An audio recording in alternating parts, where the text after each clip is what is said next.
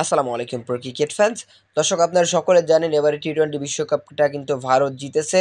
এবার টি-20 বিশ্বকাপ জেতার পর থেকে কিন্তু ভারতের নতুন কোচ হওয়ার গুঞ্জন রয়েছিল গৌতম গম্ভীরের। কেননা রাহুল দ্রাবিড় তিনি কিন্তু আগেই জানিয়ে দিয়েছিলেন যে টি-20 বিশ্বকাপের পর তিনি আর থাকছেন না ভারতীয় দলের দায়িত্বে। মূলত সেটাই ঘটেছে এবং শেষ পর্যন্ত কিন্তু গৌতম গম্ভীরকে নিয়েই আসলে অনেক শঙ্কা জেগেছিল, কিন্তু শেষ পর্যন্ত সব শঙ্কা উড়িয়ে গৌতম গম্ভীরকে কিন্তু ভারতীয় দলের হেড কোচ বানানো হয়েছে। গতকালকে জয় শাহ বিষয়টি কিন্তু স্পষ্টভাবে গণমাধ্যমে নিশ্চিত করেছেন।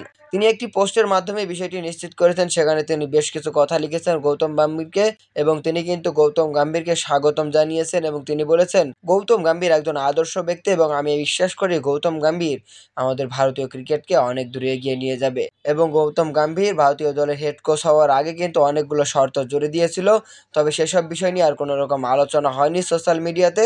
তবে শেষ পর্যন্ত দেখা যাক পরবর্তীতে কি ঘোষণা আসে। তবে এখন পর্যন্ত জয় শাহ অফিসিয়ালি ঘোষণা করে দিয়েছে যে গৌতম গম্ভীরই হচ্ছে ভারতীয় দলের হেড কোচ। তো আগামীতে গৌতম গম্ভীরের হাত ধরেই কিন্তু শ্রীলঙ্কার বিপক্ষে একটি সিরিজ খেলবে ভারত। 3 ম্যাচের টি-20 এবং 3 ম্যাচের ওয়ানডে সিরিজ দিয়ে গৌতম গম্ভীর নিজের দায়িত্বটা বুঝে নেবে ভারতীয় ক্রিকেটে। তো দর্শক, গৌতম গম্ভীর কেমন করবে ভারতীয় জাতীয় দলের খেলোয়াড়দের সঙ্গে, এটাই এখন দেখার বিষয়।